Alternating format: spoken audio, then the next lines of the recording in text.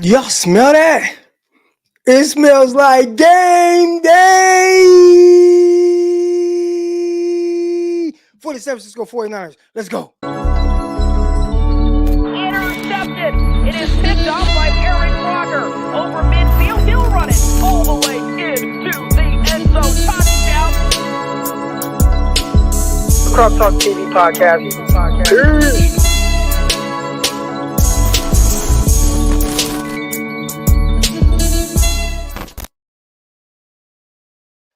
Welcome to another episode of the Eric Crocker Show. I'm your host, former NFL and AFL defensive back, and it's week one for the 49ers. It's game day. It's Monday night. It's prime time. Let's go. All right, we're going to talk about all things 49ers, New York Jets. We're also going to talk about some things around the league, storylines, something that keeps popping up and hopefully doesn't pop up for the San Francisco 49ers. Detroit, the Rams, what did that matchup look like as it pertains to the San Francisco 49ers? We're going to get into all that and more. But first, of course, I have to let you know that this show is brought to you by Underdog Fantasy. Go to UnderdogFantasy.com or download the Underdog Fantasy app. And right now, I think they're doubling your deposit up to like $500 or something crazy like that. So you might want to jump on that. Underdog Fantasy, download the app or go to UnderdogFantasy.com. Use promo code Crocky. All right, Crocky. That's Crocky, Crocky. We're going to make some money today during the 49ers game. Let's effing go. All right, a lot of topics to kind of discuss right now. And I kind of wanted to start with, I'd say, some of the sloppy football around the NFL week one. Right away, I'm watching all these games and I'm excited. I'm turned up. But it's like, damn, some bad football going on. Bad football, bad quarterbacking. And I think that we can attribute that to the lack of preseason. Everybody wants to get rid of preseason. And there are some teams that don't play a whole lot of, their starters in preseason games in general, all right? But the fact that, like, most teams don't get, a drive in this game, a drive in that game, or, a few drives in this game, I felt like a lot of teams were kind of a little sluggish, right? Starting off a little slow. And I think we have to start looking at week one. And I want to say I had the same take last year, but week one, week two, really dang near the first 3 to 4 weeks of the season as their actual preseason. I don't think that we'll see a whole lot of teams hit the ground running. Now, the Dallas Cowboys, they hit the ground running, right? Like they came in, they look like the Cowboys. But a lot of the other teams, I think Kansas City too. Kansas City looked good. I like the Kansas City-Baltimore game. That was a great game. But I think you have to start looking at the first 4 weeks of the season, almost quarter of the season, as kind of teams finding their footing. And you just got to hope that within your team finding their footing, they win games. You just have to hope that. So 49ers starting off tonight against the New York Football Jets. I don't think I'm supposed to say that right. I think it's New York Football Giants. So the New York Jets. Hopefully there's not a whole lot of sloppy play around there. Now, talking about sloppy, I think there was a missed opportunity in this game. And I see Khalil Young and he says, Watson is laundry detergent washed. Y'all know me. I always try to bring a different aspect of things. And Deshaun Watson may very be washed. He didn't play well last year. Hasn't played this year well so far this year to start the season. I don't know how he would be anything other than what we saw yesterday behind whatever offensive line the Cleveland Browns rolled out there. If I'm not mistaken, he was missing his left tackle, he was missing his right tackle, and then another tackle went down, and they're playing with like a reserve guard. He was playing without a lot of guys on that O-line, and you could see it. I mean, he was under pressure. Again, I don't want to defend Deshaun Watson in the sense of maybe he does suck. Maybe Deshaun Watson sucks. But that O-line and lack of protection did not help. I felt like he got hit on 90% of his dropbacks. That is obviously being a little extreme, but he was getting hit left and right and chased out the pocket. And I think that sped up his clock and he's overthrowing guys and he's not hitting guys in stride. That was just something that I noticed. The Dallas Cowboys defensive line really got after him. And you look at Michael Parsons. The Browns are trying any and everything to slow him down. All right, he's on the edge. Let's send a running back at him. And then I would be interested to see how many pass rush reps did Micah Parsons get where he wasn't chipped or doubled. I bet that small, small amount of times. And even then, it didn't work. He's a terrific player. He's a terrific player. So he definitely disrupted that game, disrupted anything that the Browns and Watson wanted to do. They don't have Nick Chubb. Maybe he could potentially help a little bit, kind of offset things, but that was bad. But was even worse or just as bad was Tom Brady. I knew that Tom Brady was calling the game this uh, Sunday. Didn't remember exactly what game it was, but I'm listening to a guy talking. I'm like, oh, that's Tom Brady. All right. I must have didn't see the start of the game where they show the guys in the booth. But I'm listening and I'm like, I'm not really getting anything out of this, Tom.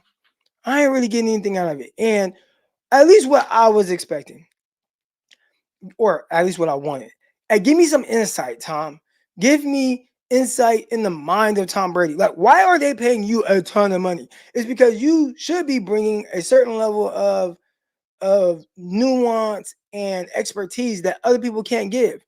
When I get on here and I'm talking about defensive back play, I am very well aware of however I talk about the DBs, most people don't truly understand the position to that extent. So I try to bring that aspect of it. Locked on 49ers, myself, Brian Peacock, we come at you guys 5 days a week. Uh, Peacock knows this, and I let other people know as well. The off-season stuff, that's why we don't do this show all the time in the off-season. I don't care to talk about like weak-ass storylines or dramas type stuff. That I don't care about any of those things. I like talking about actual football. So a lot of times in the summer and stuff like that, this show goes away because I just want to talk football, like what's going on the field. And the best thing that I feel like I bring value to is insight on defensive backs or wide receiver, at least what they're thinking, what they're going, like what were they thinking on this? Why was this more or less difficult, right? What is this guy thinking? I want to bring that aspect. So if you guys ever sat and watched a game with me, that would be a lot of the conversation, like just the insight from a football player's perspective. And for Tom Brady, I was expecting to hear and see that, and we didn't get it. And there was one opportunity. First of all, he had several opportunities, but there was one in particular where I'm like, Tom, you really dropped the ball right here. And maybe he learns. It might be preseason for Tom Brady as well. But Deshaun Watson missed a throw over the middle. It's a deep over route, wide open. The receiver had to go to the ground to try to catch it. I think initially they called it a catch. They reviewed it, overturned it, said it was incomplete. But the receiver had to go to the ground. And I'm waiting for Tom to give y'all insight on like why Watson has to be better here. Just give us a little something, right? Let's talk about how, hey, clean pocket here. He was able to step into the throw. Watson, you have to get this ball up. This has to be in a spot for the receiver to catch and run, right? You cannot make this a difficult catch for your receiver. There are other times where, okay, corner draped all over a guy. You want to throw it low on the way, get him down out of harm's way. Cool. But this one, this should be a catch and run, big opportunity, especially for an offense that was very stagnant in the first half. You got nothing going. Matter of fact, not only did the Browns get nothing going in the first half, they had one first down in the first half. One. So this is a big opportunity to hit this guy in stride, pick up some yards, and let's get this offense in the flow. Tom, let's talk about that. And then as we're talking about that, okay, let's transition into, what that's going to mean moving forward. What does it mean when you make one of those throws, when it hasn't been going great, but then you hit that throw and you get the offense going? That's why I wanted to hear from Tom. And I felt like we just did not get that. We didn't get that. So I ain't like, oh, he's trash in the booth. Hey, let's listen week 2, week 3, right? See how he grows. But JM617, I think he's spot on here. Brady needed more preseason reps. I think he did. I think he did. Shout out to everybody that's in the chat right now. Hit that like button. Hit that subscribe button. Crocker Flocka. Let's go. Let's go. All right, let's talk a little bit about the Detroit Lions game.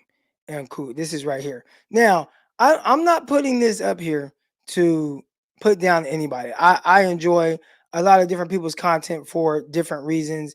I follow, certain people that cover the San Francisco 49ers. All right, but let's just discuss this right here.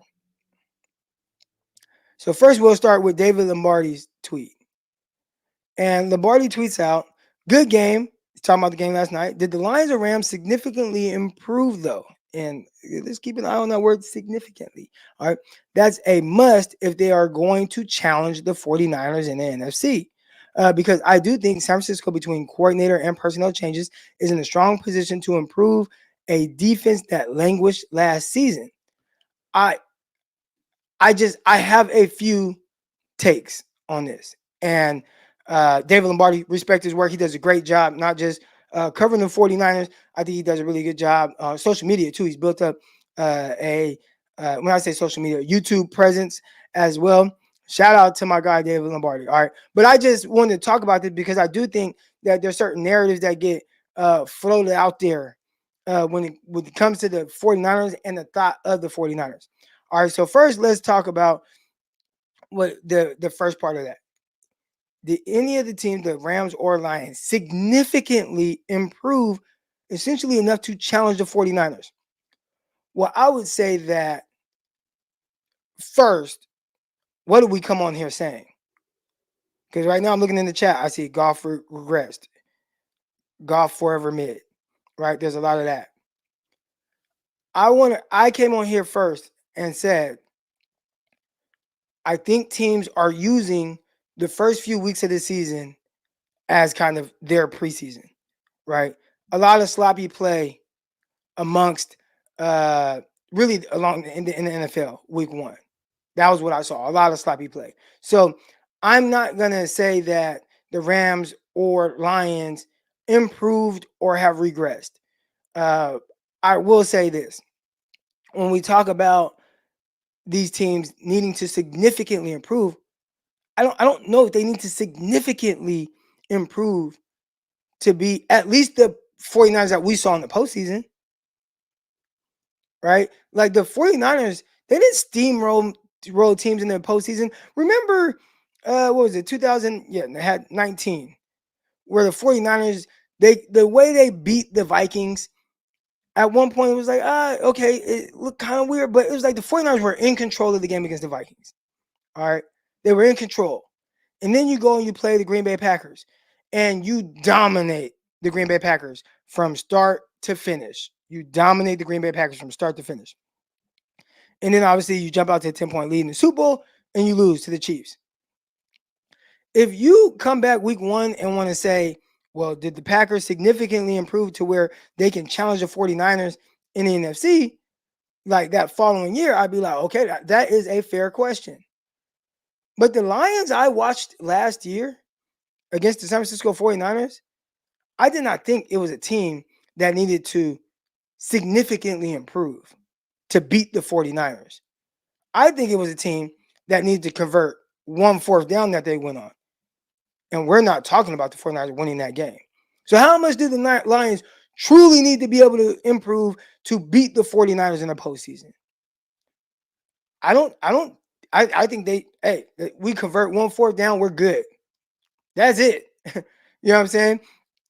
So that I wanted to kind of address that part. I mean, I watched the 49ers against the Green Bay Packers. The 49ers struggled against the Green Bay Packers. Now, it is the postseason. Everybody's bringing their A game. You're seeing the best version of everybody. But again, when you talk about significantly improve, I'm assuming like we're looking at the 49ers like the Kansas City Chiefs.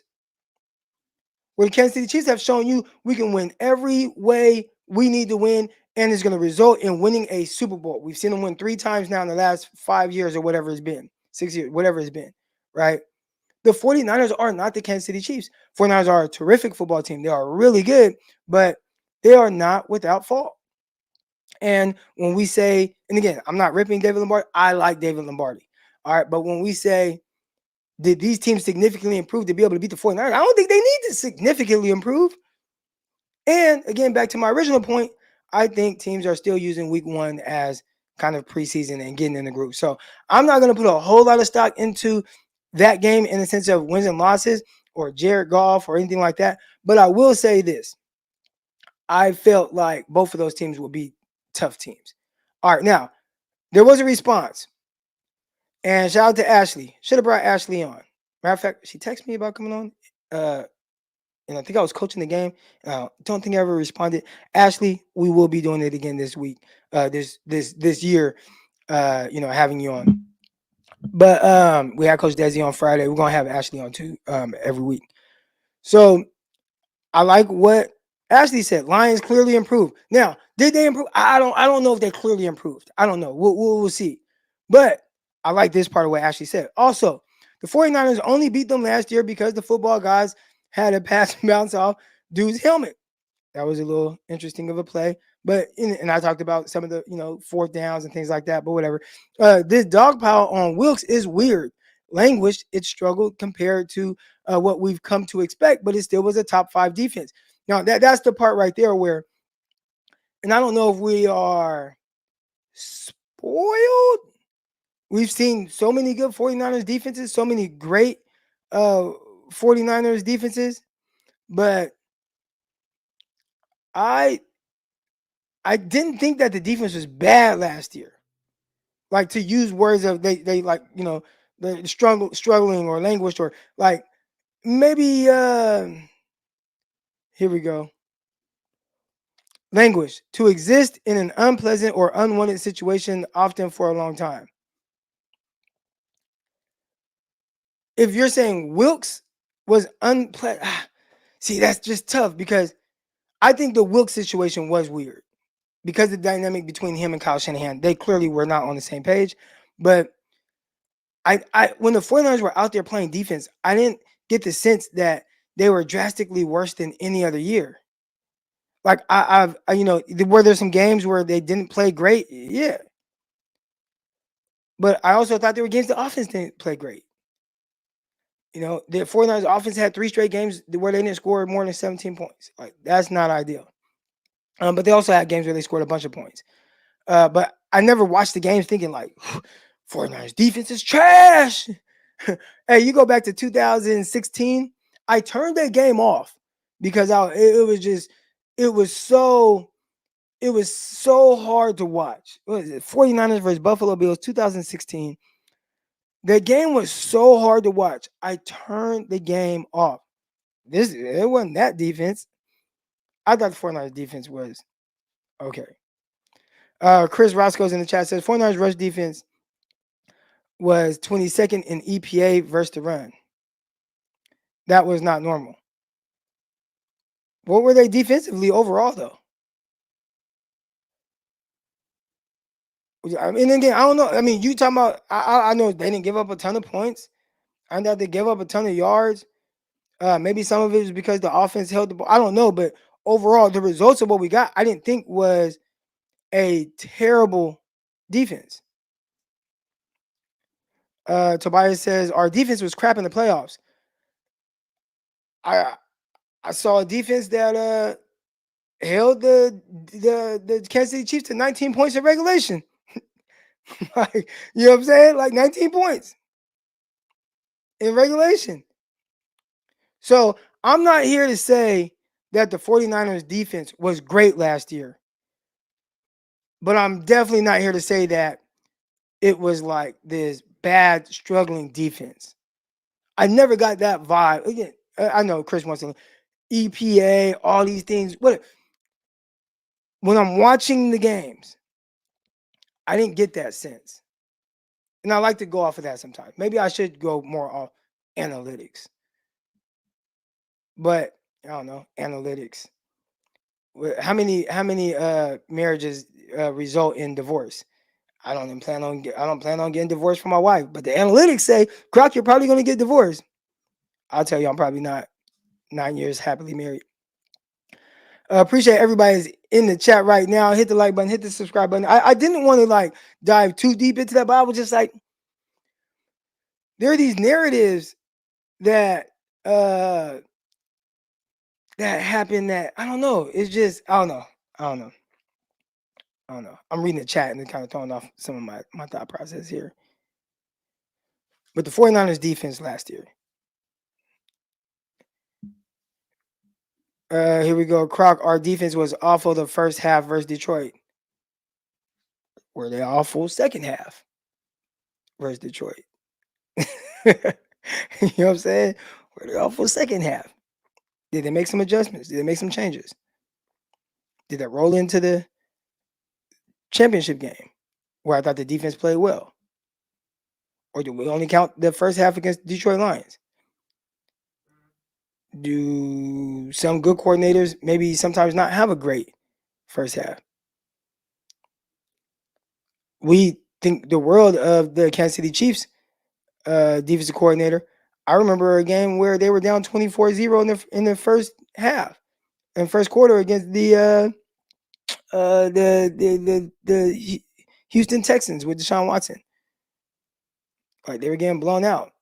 Then he made some adjustments, and then you win. And then you win.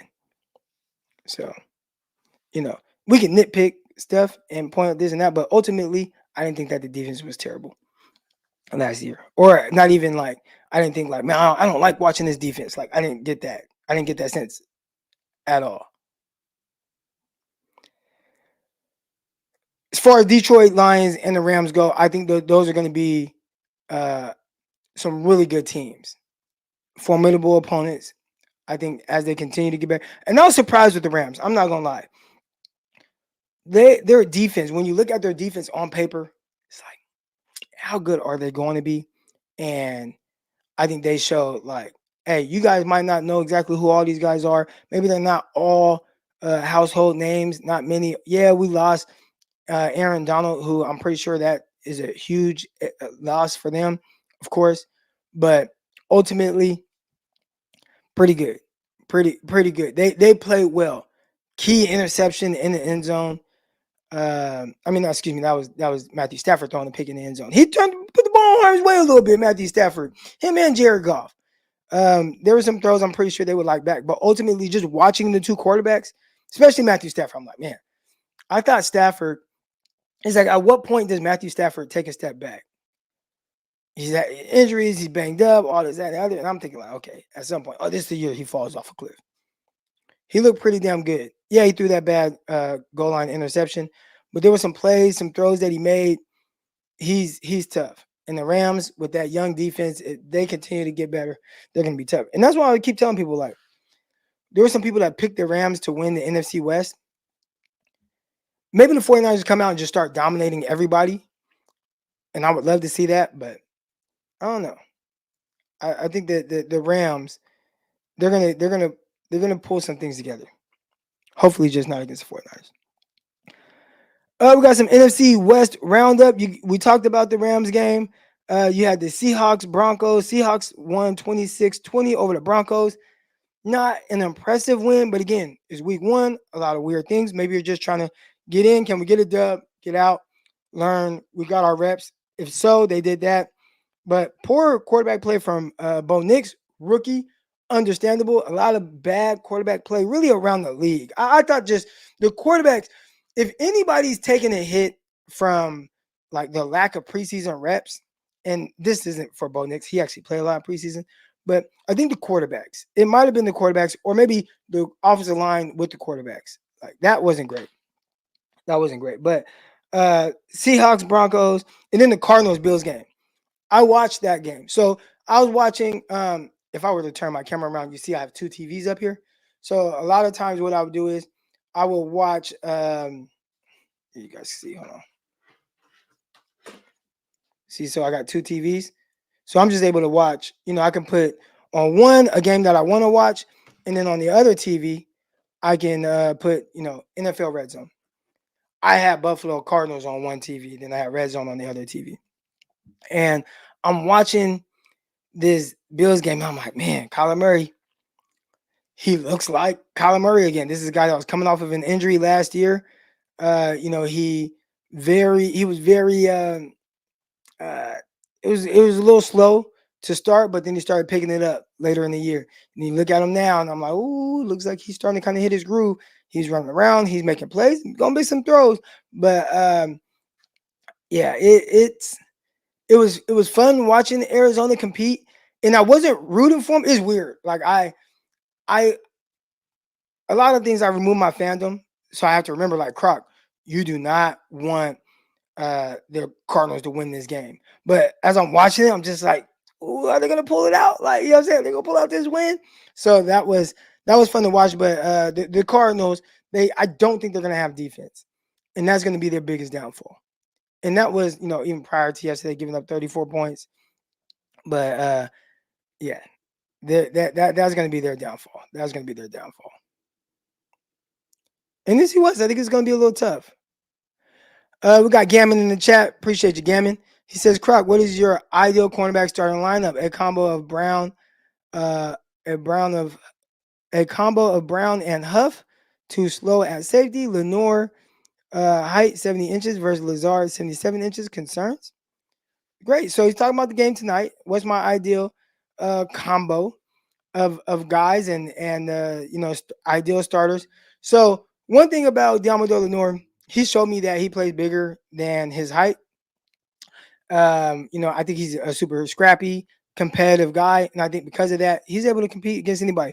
If Aaron Rodgers, now here's the tough thing: Aaron Rodgers does a great job of putting passes in great location. Like he can be falling back and he can flick the ball and it just goes to the most perfect spot. And when you do have a disadvantage like that, height wise, that can make it a little bit more difficult playing against a quarterback like Aaron Rodgers. But just in general, man, I like Lenore out there. And I don't think he has to do matchup stuff like that. Like I'm not gonna say, all right, Lenore, you follow you follow Garrett Wilson around and Travarius Ward, you go follow Lazard or you follow Mike Williams, if he's playing. You follow those guys around. I don't think you have to quite do that. Now, as mentioned in the chat right now, Roscoe says Huff is not playing. So what will the starting guys look like? How much did the 49ers like Mustafa in the preseason? Did he do enough to where you're like, you know what? If you don't have Talanoa Hufanga, I can start. I can be that guy. I can start. I can be that guy for you. I don't know. Maybe they go with Odom and they say, all right, you just go ahead, you start at safety. And if we need a third safety, then it's Mustafa. But ideally, I think this. In my base defense, if it's me, I don't know if I want the young safety out there. Let me go with the veteran. All right. So I'm gonna go Travarius Ward, Lenore on the outside, Jair Brown, and Odom. All right. And then in nickel situations, I'm gonna go with. I actually like the rookie in there, Green. But if we're gonna go man, then give me rookie Green on the outside with Lenore in the slot. If we ain't going man, then yeah, all right. I'll go with a veteran. I'll go with not Rocket Sin, excuse me, Isaac Yidam. I'll go with Isaac Yidam. He was really good at that coming out of Boston College. NFL, I've watched Isaac Yidam play, but like I didn't like study him. In college, I studied Isaac Yidam. He was a guy I really liked. A guy that can really play. I thought he was a very versatile corner, one of the more versatile corners in that class, being able to play press, being able to play off. Okay, we're playing quarters. He does a good job, from off, technically sound. He's a guy I really trust. So, if we're not saying man, I think you got to have your man packages and your zone packages. They won't do that. But if we're going man, all right, give me Green. Hey, go in there, press guys. If we're going zone, we're gonna have a mix of things, and you want somebody a little bit more versatile. I would go with Isaac Yidam right now, for sure. As far as the safeties go, I like Jair Brown in the run game, man. He did some impressive things in preseason, I thought. Right there. All right, here we go. Here we go. Here we go. I think now is a good time to talk about kind of the expectations for this game and kind of what I'm thinking. All right. I and shout out to our listeners in uh out there in Mobile, Alabama. Let's go. All right. I went out there. I've been out there a couple of times for the Senior Bowl. I actually got my hair cut in the barber shop out there. Good dudes, good dudes, good dudes. And it was interesting. They were telling me about Jimmy Ward and uh and and Tart, Jaquiski Tart. I think Jimmy Ward and Tart, are they both from Mobile or they both went to high school in Mobile? So I'm pretty sure most people know this, but Jimmy Ward and Jaquiski Tart went to high school together. Went to high school together, played with each other, and then somehow ended up back up on the 49ers playing with each other in the same secondary. So I think that's really like a dope story that kind of flies under the radar, that these high school teammates go to the NFL, get drafted by the same team, and play with each other. That's pretty cool. But yeah, they talked to me about like those guys and stuff like that. So, anyways, I've been to Mobile. Shout out to Mobile, Alabama. Let's talk about some of the expectations for the 49ers. And I think look, I'm excited, right? You know, you're going into this game, you got big Trent Williams back, you got Brandon Ayuk back, but the flip side of it is, what do we expect out of those two guys?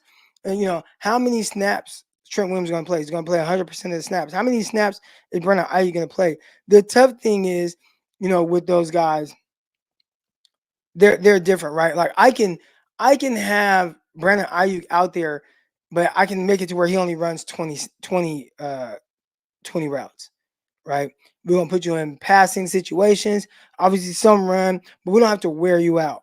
With Trent, do you? I mean, is there a way to like rotate them? And every time you rotate them, do you feel like you're at risk of, you know, your quarterback's blind side? You know, getting, you know, your quarterback getting blasted from his blind side because Trent Williams isn't in there. So Trent going from 0 to 100, that's tough. Now, a lot of people, and I agree, these guys are professionals. They know how to prepare. Big Trent Williams, he knows how to prepare. All that. Oh, he doesn't really need training camp, preseason, whatever. Again, we got to remember how all this works. All right. When you come to OTAs, right? Starts with OTAs.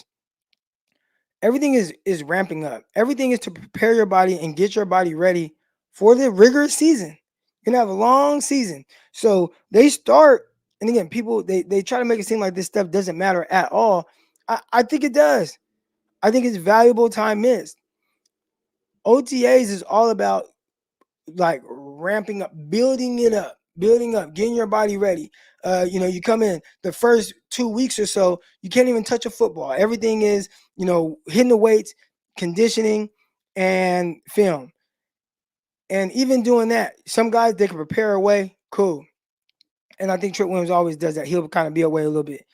Hopefully, the intensity is up. I know for me personally, when we get out of this, I got a show with my guy uh, Ryan Hensley after this, and then after that, I'm going to the gym. When I go lift in the gym on Mondays, intensity is just not quite there. I'm lifting, get a good workout in, hit the sauna, all right. But on Tuesdays and Thursdays, when I go with my dog Lavelle Hawkins, my guy Tim Brown, when we go and we do our boxing workouts and we they incorporate some weights in there, the intensity is different because I'm looking to the left, I see my dog working. Okay, I can't let him outwork me. Look to the right, I see my other dog working. Can't let him outwork me. Right, like you know, just the intensity is different, and that helps ramp up your body in a different way. So when you are just away, all right, when you are away from the team, how much intensity do you have? And then you miss training camp where, hey, you know, even though Trent Williams is going to get his vet days off, not being able to compete at all against somebody going 100%, whether it's for a few snaps in a preseason game or if it's a few reps in practice against Nick Bosa, not being able to at all go up against somebody that's going 100% and pushing your body to that, right? Pushing your body to the extent of like, I'm going 100% and ramping up and getting your body ready for now 100% for 70 plus snaps in a football game. I'm curious to see that. I am curious to see how the 49ers go about that. So Christian says Trent is fine. Ike needs a pitch count just because we don't want no soft tissue injuries early on. And the soft tissue injury early on, again, that I don't think that's just an Ayuk thing. I think that's an Ayuk and Trent thing. Just being away. And then all of a sudden, just think about it. Kind of the same, not the same, but if I were to tell you right now, go outside your house and no warm up, no nothing. Go run a mile as fast as you can. I'm gonna put you in this competition, right? Okay, Saturday's coming. Saturday, I said, all right, Gammon. I get Gammon on the phone. Hey, Gammon, I'm picking you up in 5 minutes. Right now, we're gonna go run a marathon. You know what I'm saying? Or we'll run a 5K, right? 3 miles, 3 miles. All right, Gammon, I'm picking you up. We're gonna run this 5. And he's like, bro, I gotta go 100%. That's gonna be hard. Now, if I told him, all right, Gammon, we're gonna run a 5K, but we gonna do it at this pace. We're gonna go slower. And then the next week we're gonna go a little faster. Then the next week we're gonna go a little faster, right? You build your body up for it. So when we talk about these, soft tissue injuries, I don't think it's just something that we should have to worry about with Ayuk. I think Trent Williams, like again, going from 0 to 100 for anyone, it potentially can be tough. You can be in decent shape. You could be, working out. You're running your sprints. You're doing those things. But going in and now going against the Jets team who has had a solid defense, now all of a sudden having to go 100% on every rep, I think that would be hard for anybody, whether it's Trent or Ayuk. And I'm curious to see how the 49ers handle that. And maybe it's not an issue, but that's just something to keep an eye on. And we saw it last year with Nick Bosa. Again, Bosa is different though. Defensive lineman, you can come out a few snaps, come out a few plays. And we also saw, and most people say, Nick Bosa last year, it might have affected him a little bit, not starting the year, right? Just some things to think about. Some things to think about. In the chat, we got 90 Gang Tay says, tap in, Croc. I'll do that without warming up in a solid 24 minutes, 3 miles. 24 minutes, 3 miles. That's 7 minutes per mile. That's a nice that's a nice little pace right there. I'm good for if I'm running 3 miles. Actually, I have my Nike app. I can show you guys what I be getting. But if I'm running 3 miles, I'm usually around 8 minutes per mile. Oh wait, I'm tripping. No, that's right. Yeah, I'm tripping. I'm doing my math wrong. I said 7. That's 8 minutes per mile. So that's where I'm at too. Yeah, about 8 minutes per mile. My bad. Yeah, I'm right there with you. 2 miles, I'll have them under, 7. If I'm running 2 miles real quick, I'll do about 7:15 per mile, 7:05 per mile. If I'm doing 1 mile, then I'm about 6. I just did 6:40 like last week. Mad Predator in the chat says, you as the player wanted all this money extension contract and now you need a reduced workload too. What you weren't staying what you weren't staying ready?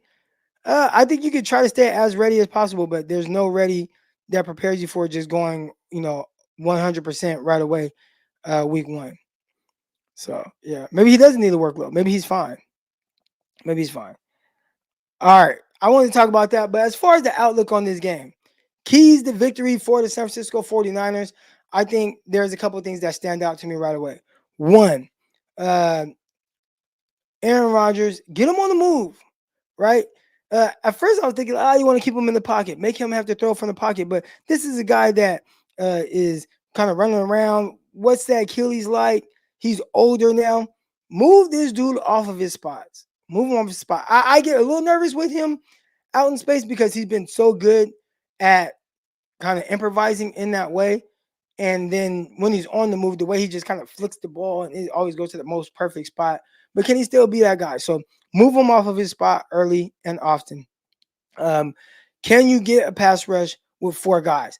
That is ideal. I think everybody wants blitz, be aggressive. Hell no. You want to be able to rush 4. You want to be able to rush 3 and drop 8 in coverage, drop 7 in coverage, and be able to play coverage behind while still getting a really good rush. So can the 49ers get pressure with Nick Bosa, Leonard Floyd, uh, you know, Gross Matos, Kyle, like some of these guys. Can the 49ers get pressure with those guys up front on Aaron Rodgers? Against the Jets offensive line that has not been great. Now, maybe the Jets have gotten it better. But I feel like I hear this every year. Like, oh, the Jets O line, they got better. And then every year it's like, oh, the Jets O line, like, we just gotta improve our O line and we'll be fine. Like the O line hasn't been great. And sometimes it's hard to tell. You got some quarterbacks that shouldn't be playing, right? Like Zach Wilson, some of those other guys weren't quite ready to be a guy or be they're not playing to the level of Aaron Rodgers. One thing I think that can't be understated when it comes to Brock Purdy is how well Brock Purdy plays timing, rhythm, gets the ball out. So the 49ers, who maybe don't have the best offensive line, right? He's able to kind of offset that because, hey, the ball is out. I understand where I'm going, pre-snap, post-snap, and boom, ball out on time, boom. So even if you don't have the greatest of offensive lines, you're still able to do well. Some guys that need to hold on to the ball a little longer, it could hurt you a little bit more. So, we saw that with a lot of rookie and young quarterbacks. I think we've seen that from Aaron Rodgers in the past as well, where sometimes he kind of gets into this backyard football type thing. But that is that's something I'd be looking out for. Like, do you move him off of his spot? Make him get a little bit more uncomfortable. That is ideal. That's ideal. Also, how do 49ers do against the run? I have complained for a lot of years now that the 49ers don't have big bodies up front. They don't have big bodies. I want the big immovable guys on the defensive line. They haven't quite had that. They get more like penetrating guys. So will the 49ers be stout versus the run? Brees Hall, he's a terrific guy. How will the Jets try to use maybe the 49ers aggressiveness against themselves, right? I'm thinking maybe they try to run straight at the 49ers. But maybe they're thinking like, no, we're going to, screen you guys. You guys want to get upfield in your Y9. All right, we're going to invite you upfield, turn, screen. Okay, hopefully your linebackers running to the ball, which usually they do, but you don't got Drake Greenlaw out there. What does that look like? Getting Brees Hall out in space. He's a terrific back. So, the 49ers defensive line as far as in the run game, and then when they are kind of overcompensating for certain things and they're a little bit more aggressive getting upfield, how do they do against screens or backs out on the edge? Big Heck in the chat says, morning, Croc. I received that CMC jersey yesterday. I appreciate you, fam. Hell yeah. And why the hell did it take so long? Now, I knew it took a while for me to send, but you should have gotten it. Shoot, not yesterday. You should have got it way before yesterday. A week before that. I don't know, like a week ago, or I don't know, something like that. But yeah, I'm glad you got the jersey. Go Niners. Go Niners. Gam in the chat says Kyle goes up against both his ex-coordinators this year, Jets and Dolphins. What will his record be? Hopefully 2-0. Hey, that Dolphin game, that's one. Y'all going to that game? I don't know, man. Miami, I'm trying to go. I told my wife we're going to go on some kind of vacation at some point. I don't know if that's vacation time, though. Or maybe it's always vacation time in Miami. JM617, who knows? But red and gold play today. That's all that matters right now. That is all that matters. And all that matters is that you guys were here with me. I appreciate everybody for coming on, hitting that like button, hitting that subscribe button. I wanted to get fans on here, but then it might take a little too long. And then I got to go on with Ryan Hensley in 15 minutes or 14 minutes now. And I'm not 100% prepared yet. So I got to take a little time to get prepared for that. But I really want to thank everyone in here right now. Football is here. Football is here. I'm excited. I'm turned up. It took a while for me to get excited. The 49ers had a lot of different things going on in the offseason, and I'm like, I don't quite know how to feel about this right now. But I tell you what, right now I'm feeling pretty damn good. I'm feeling pretty damn good. So, hey, that's going to do it, man. Again, hit the like button, subscribe button.